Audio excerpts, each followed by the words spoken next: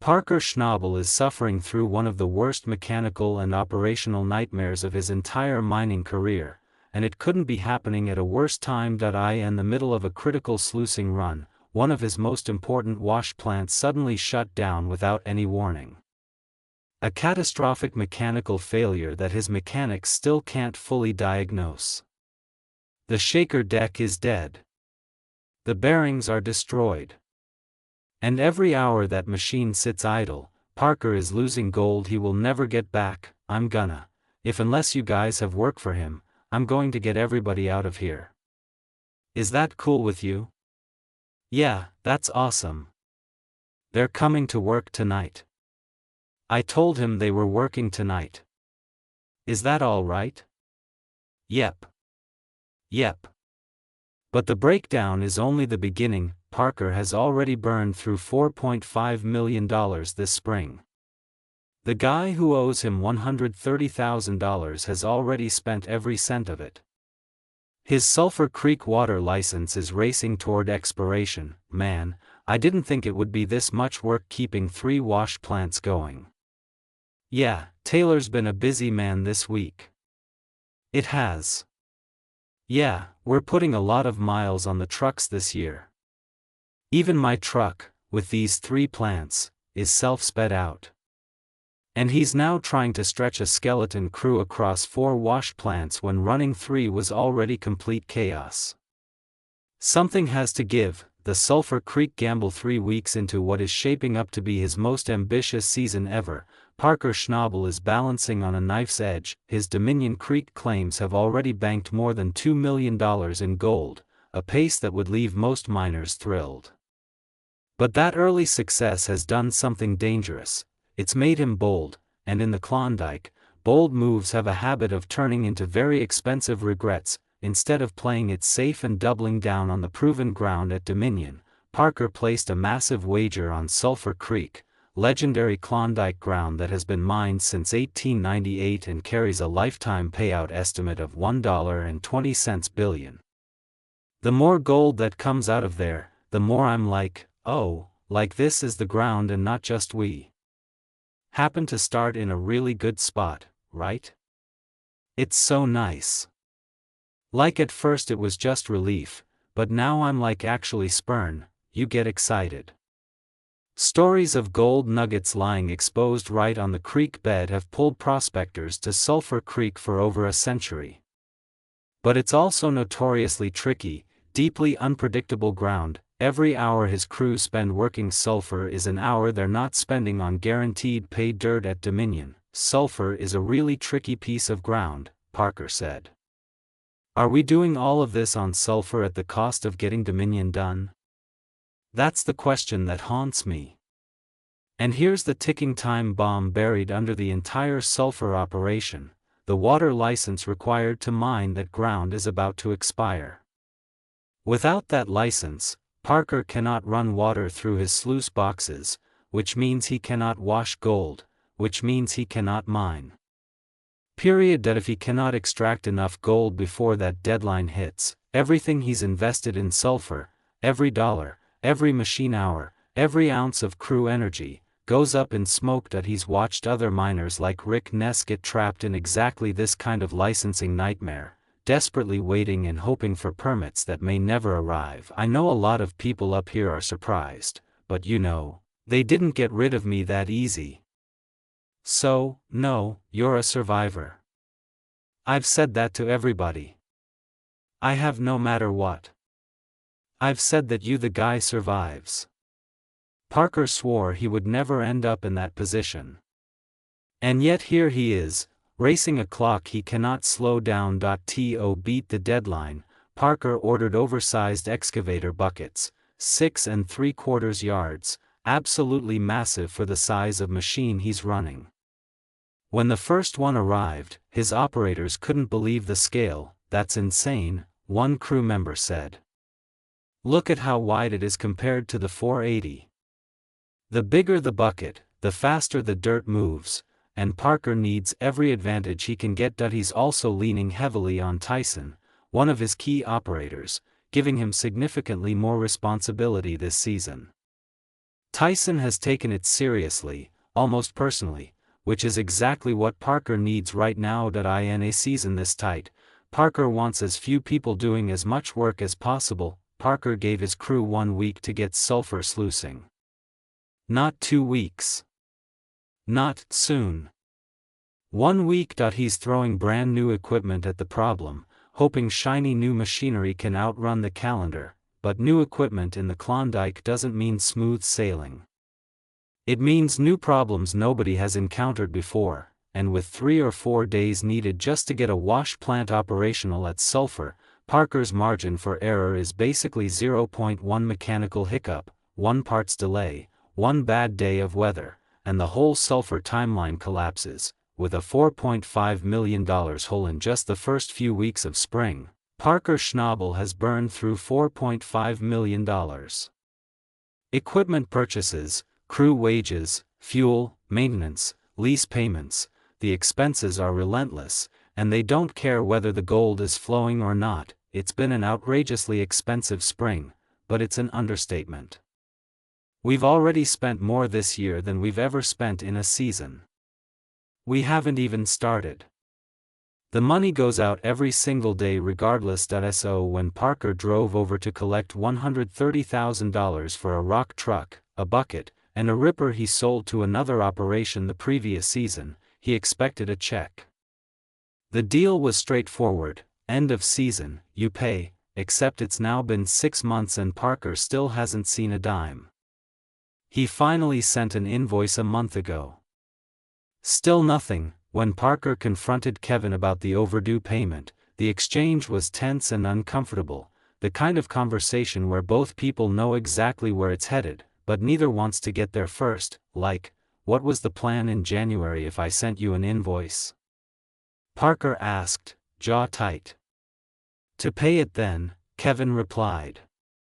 "So how come you didn't pay it last month when I sent it?" "Because I figured you made us wait so long. You probably weren't hurting for the money." Parker paused, let that answer hang in the air for a second. Took a breath. "I made you wait so long." "Yeah. Okay, that's good. Perfect." But it wasn't perfect. Not even close. Parker pushed for a Thursday payment. Kevin said he'd need to check with Faith, so they went to find her. She wasn't in the office. She wasn't in the kitchen. Kevin thought she might be in the trailer. She was, and she wasn't doing well. When Kevin pulled her aside and explained the situation, laying out that Parker was there for the truck, the bucket, and the ripper, the truth came out fast and ugly. "The money that I've put aside for him, we've already spent it," Faith admitted. "Hopefully this week we can sluice enough that we can pay him back. I don't really give a. I just want to get paid so I can pay our bills because I have managed to spend like $4.5 million so far in this spring and now I'm tracking down 130 grand. It's like the equivalent of looking through the seat cushions." Parker isn't chasing this $130,000 because he's greedy. He's chasing it because he's hemorrhaging cash and the bills don't stop. "I don't really care about the excuses," Parker said after leaving. "I just want to get paid so I can pay our bills because I have managed to spend like $4.5 million so far this spring and now I'm tracking down 130 grand dollars. It's like the equivalent of looking through the seat cushions. $130,000, and in Parker's current financial position, it feels like couch change. That tells you everything about how deep the hole really is, gold in the mud and a critical decision. But amid all the financial chaos, there are moments that remind Parker exactly why he does this. While inspecting one of his Dominion Creek cuts, Parker decided to pan some dirt from an upper section nobody had tested yet. His crew had been hauling material out of the pit as fast as possible, trying to get it to the wash plant without stopping to check what they were sitting on. Nobody had panned the upper section. Parker grabbed a pan just out of curiosity. What he pulled out of that dirt stopped him cold. "Holy smokes," Parker whispered, staring into the pan. "That's a hell of a pan. Must be 100 pieces of gold in there." 100 pieces? From a section they almost walked right past without a second thought. The gold was right there in the mud, scattered through the dirt like someone had planted it, and now Parker faced another impossible decision. His crew had a mountain of ground to process at other sites. They already had a massive sluicing schedule locked in for the season, but walking away from visible gold goes against everything in a miner's DNA. There's gold there, and that's what we're here for, Parker said, making the call. They'd stay longer and get that last bit of pay, but that meant pulling crew from another site to make it work, which meant weakening his operation somewhere else to strengthen this one. Parker knew the truth before anyone said it out loud. There's a lot of sluicing to do this season, and somehow it always turns into a bigger project than anyone expected. It always turns into a lot bigger project than we think, doesn't it? His foreman said, and that's exactly what Parker is worried about. Every commitment he makes to one site is time stolen from another. And time is the one resource he's running out of faster than money. 4 plants, one crew for the first time in his entire career. Parker wants to run 4 wash plants simultaneously. To bring in 10,000 ounces this season, he needs all of them firing. At Indian River, Roxanne is grinding through Ken Stewart's lease ground.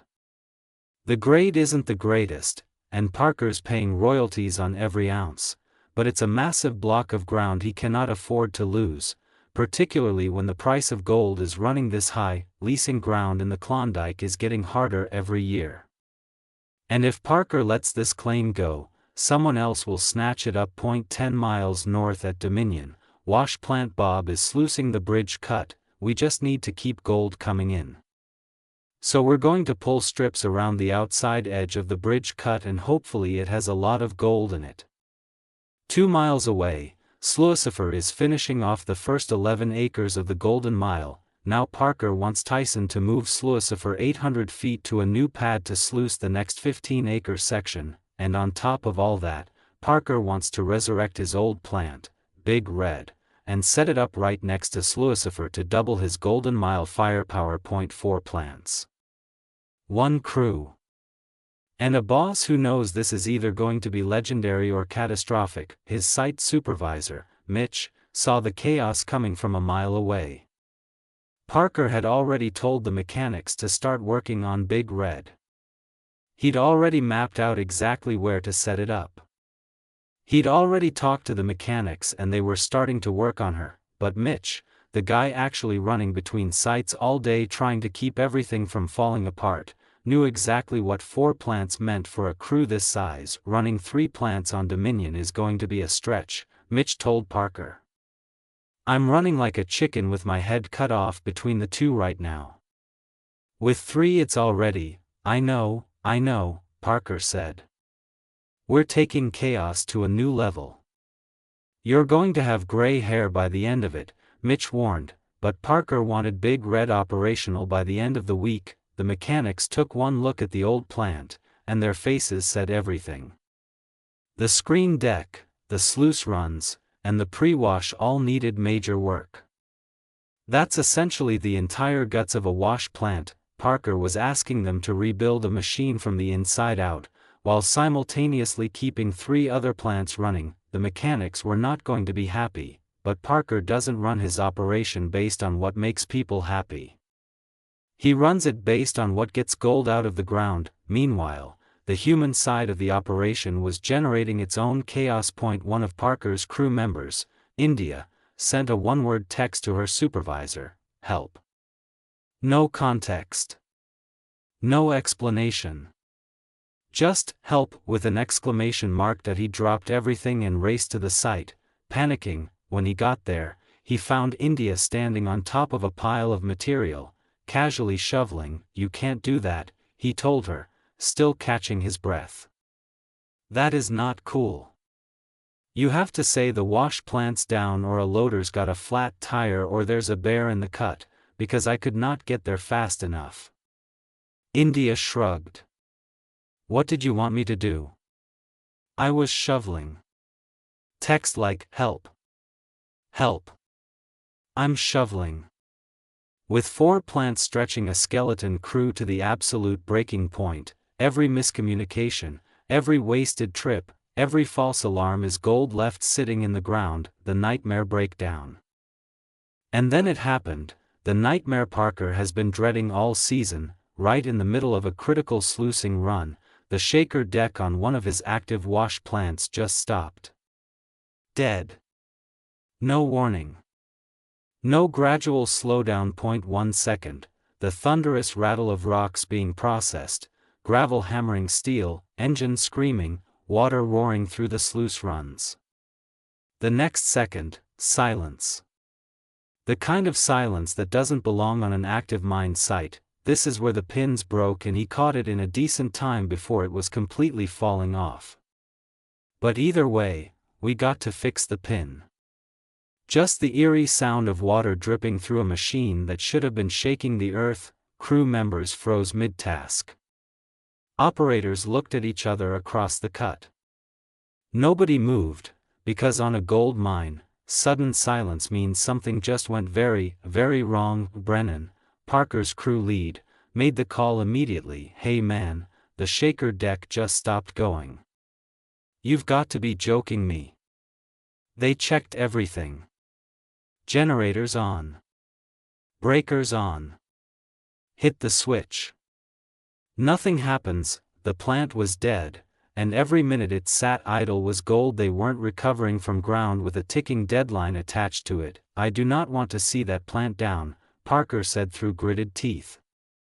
We have way too much ground to get through here. They need to be down here making pay. Father and son mechanics Bill Horton and Justin Dion were called in to investigate. What they found was troubling. The overload protection system was shutting the plant down, but nobody could figure out why. So they did what mechanics do when a machine won't talk. They started at the beginning, testing every wire, pulling connections apart, checking each one, putting them back together, hunting methodically for the source of the overload on each leg. It was tedious, painstaking work while the clock burned and the gold sat unwashed in the ground. After hours of troubleshooting, pulling apart wiring and reassembling connections, they managed to get it running again, but the readings were bad. The amperage driving the shaker motor was sitting at 42 to 43 amps when it should have been at 35. The motor was pulling way too hard, straining against something nobody could pinpoint. Something inside that machine was fighting itself, and it was only a matter of time before it lost. Everything is running, Brennan said cautiously. Pretty happy right now. I'm just hoping this happiness can last all day. It didn't. The plant failed again. This time it wasn't coming back with a quick fix. Mark, you ready? Oh yeah. You've got to be kidding me. This always happens. Come on. Now we're getting somewhere. When they dug deeper into the guts of the machine, they discovered water pouring out of the bearing housing. The seal was completely compromised. When they cracked it open, the mechanic went quiet for a long moment, just staring at the extent of the damage. A hole had worn clean through the housing. Dirt had been grinding inside the bearing for who knows how long, silently chewing through the metal from the inside out like a slow poison nobody thought to test for. By the time anyone noticed, the damage was total and irreversible. Those bearings will be toast, the mechanic said flatly, shaking his head at the wreckage. Parker stared at the shredded bearing and did the math in his head. Days of downtime, minimum. Hundreds of ounces of gold they will never recover. Replacement parts that have to be sourced and shipped to one of the most remote mining operations in the Yukon, where nothing arrives fast and everything costs double, and all of it happening while his Sulphur Creek water license ticks closer to expiration, while $4.5 million in spring spending sits heavy on his books, and while the one person who owes him $130,000 has already blown through the cash. Every single problem Parker has been outrunning all season just caught up to him, in a single broken bearing. The gold weighed despite everything, despite the breakdowns and the financial pressure and the impossible logistics of running 4 sites with a crew that was already stretched thin. The gold still has to be weighed, and the numbers told a split story that left Parker somewhere between cautiously optimistic and deeply concerned. Roxanne came in strong at 150.44 ounces. An improvement over the previous week and a sign that Ken Stewart's ground is finally starting to produce the way Parker needs it to. Lucifer and Big Red combined for 251.55 ounces, up from 232 the week before. The Dominion Creek operations were trending in the right direction. The crew was happy with those numbers, but then came Wash Plant Bob and the numbers were ugly. 170 ounces a week was the average this week. 80.7 for a pit they stripped over 40 feet of overburden to reach, a pit that was supposed to be sitting on rich pay. The drop was devastating. Bob's been a bit depressing to be honest, Parker admitted. I don't know if you're really getting into that good pay yet or not. There's a lot of low-grade pay. Hopefully it'll come back up somewhere. Weekly total, 505.44 ounces, up from 428 the previous week. Season total, 5,855.9 ounces. The target, 10,000, over 700 ounces in 1 week? That's nuts. That's a however result. That's a really good week. We're on track. We're really on track. This just might work. That's pretty cool. We're going forward, Parker said. Be nice if we went forward a little faster, but we're getting there. We just have to keep plugging at her. It's not one disaster that's threatening Parker Schnabel's season. It's a wash plant that keeps dying, a debtor who already spent his money, an overstretched crew running 4 sites when 3 was already madness, a water license counting down to 0 at Sulphur Creek, and a bridge cut that's producing half of what it should. Any one of those problems on its own is manageable. All of them converging at once is the kind of nightmare breakdown that could cost him millions. The gold is in the ground. Parker knows it. He's seen it with his own eyes, 100 pieces glittering in a single pan, but can he get to it before the machines, the money, and the clock run out? With Wash Plant Bob underperforming, a critical plant sitting dead with shredded bearings, and his Sulphur Creek window shrinking by the day, the next few weeks will determine whether this becomes Parker Schnabel's greatest season, or his most expensive disaster. If you want to see what happens next, make sure you subscribe and hit the notification bell so you don't miss a single episode. This season is far from over, and the worst might still be coming.